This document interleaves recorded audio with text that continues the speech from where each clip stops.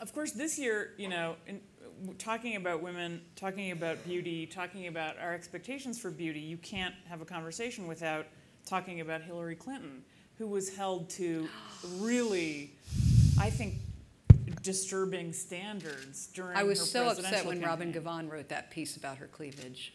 Oh, well, hold on. Let's get to that in a second. I was so upset, and I know Robin very well, and that really... this is a piece in the Washington Post. It was a piece in the Washington Post where she did a whole commentary about when how Hillary low had her blouse was. Well, that's my point is that, you know, why, you know, this is something that has gone on for hundreds of years. And I was just thinking of women in politics and women in corporate America. And, you know, images of like Carly Fiorina, Margaret Thatcher, just people, Nancy Pelosi, Cindy McCain, you know, no one in political or corporate life is allowed to walk out onto a stage with a hair astray or like a smudge of mascara. And, you know, it was interesting because, you know, male presidential candidates, you know, hop off the bus and their hair's kind of askew, and that's and Obama's playing basketball in shorts, and it's a badge of hard work, fine. you know. But poor Hillary Clinton, love her or not, she really was subjected to this massive sort of undertaking. You know, Matt Drudge published a photo of her that was unflattering in January, and Rush Limbaugh said, well, Americans want to watch a woman get older before their eyes on a daily basis, you know, which was one of the worst things I'd ever heard. And, you know, I mean, you know, and then there was the YouTube's Hillary meal deal, you know, 2 fat thighs, 2 small breasts, and a bunch of left wings, you know, and this is all like stuff that's par for the course if you're a politician or a public figure.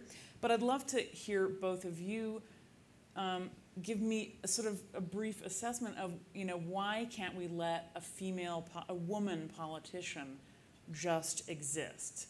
What do you think, Dana? I think in part it's because the women conform to those standards. I lived in Washington for years. I was born in Washington, and I worked at the Washington Post in the style section. I worked on the fashion desk, and I once wrote a column about helmet hair and how it was, you know, why do all these women in Washington have helmet hair? And, you know, it's okay to have messy hair. It's okay. I would love to see a woman in Congress cut her hair off like I do and just go like this in the morning and that's it. And it would be such a breath of fresh air. And in the same way that we find Obama to be a breath of fresh air because he's playing hoops, he secretly smokes. You know, he quit smoking, okay? Anyway. Yeah. You know, we love all this, but Laura Bush secretly smokes. And, you know, have you seen one photograph of her in 8 years with a cigarette? I sat behind her in church 3 weeks ago when they were in Paris, and I'd never seen hair like this. Now, fine, she's Texan too, so it's a double hit, right? And I can say that because my family's Texan, and I grew up with grandmothers with beehives. But I don't know what time in the morning she had to get up to be at church with hair like that. It was incredible. There was less than one hair out of place. Every single hair was exactly where it was supposed to be. I love that Hillary was wearing pants. But I kind of wish that she wore a skirt every once in a while, or not the same suit in different colors, but something a little different. I would have loved to see her in jeans. You go, girl. And take the hits for it and then say, but what's your problem? I would have loved for her to just say, and what's your problem about it? Right, right. And I would love to see the politicians' wives or the politicians themselves stop conforming to the, I must wear these stylish suits, I must have perfect hair, I must, you know, have the big Monet jewelry. Right. Just stop.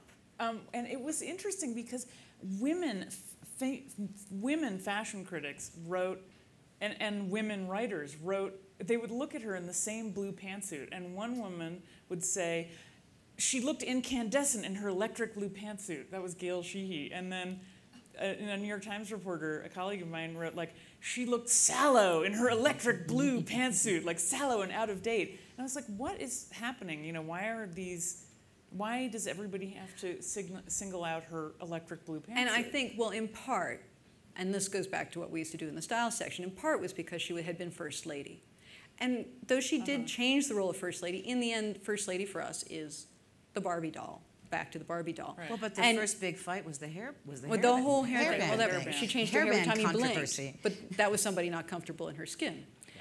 But, you know, on the fashion desk, we would write about the First Lady's inaugural gown. We would go to the White House and we'd write about what she was wearing at the state dinners, her gowns when they were put in the Smithsonian. We write about that. You know, it was all about how she looks, not what she does. And Hillary tried to change that, but because she'd already been through the how she looks thing, we've gotten used to contemplating how she looks. That had it been somebody who'd come up through Congress and then the Senate, and had only been a politician and never been the wife of a politician, therefore not scrutinized like that, I think she would have a less of a look of that through that prism. Is there a politician who you can think of? Let's say a woman will run for president in 4 years. Like, who would that be? And could it possibly be someone who we won't look at in such a way? Because it's a progressive disease. Because now it's the boys too. The tyranny of how you look. You said the little phrase, that leapt at me when you were just talking is all about how you look, all about how she looks. But it's also becoming all about how he looks. Really? It's all about looks. When we talk about perfection, we're talking about, and we are visual creatures, and we take each other on what we see, and we decorate ourselves in all these fascinating ways over the world. We paint our bodies and stretch our ears and lift our necks and do all sorts of, we fiddle. But if it's all about how you look, if perfection is only about looks, and little boys now who are bulimic or anorexic because they have to have the six-pack, the progressive pressure on looks. So I don't think that I think the men are getting to be under the same amount of pressure that we are, it's true. rather Fred than Thompson, us getting free. Fred Thompson was actually singled out for looking sallow and droopy and tired, and not like the hot macho stud he was on Law and Order. And this is part of the reason a lot of people thought he dropped out of the race. Well, when they started C-SPAN, I was working in Congress, another sort of weird chapter in my life. I worked in Congress briefly before I started journalism, and it was when they started C-SPAN, and congressmen were in a panic over being on TV. And Ted Kennedy decided that he was going to get contacts because he didn't want to have his reading glasses and look old on TV. Wow. But the problem was he needed the reading glasses to see up close. So to put the contact in, he couldn't actually see what he was doing. And it took him about an hour, and he would start out here like this. Okay, now I can see it.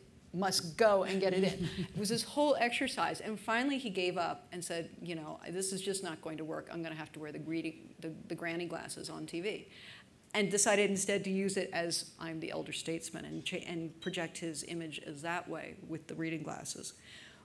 But he did have a panic about it, and I wonder, how many had plastic surgery, how many started dyeing their hair, and also that was about the same time that we started getting the Dan Quayle-looking congressman.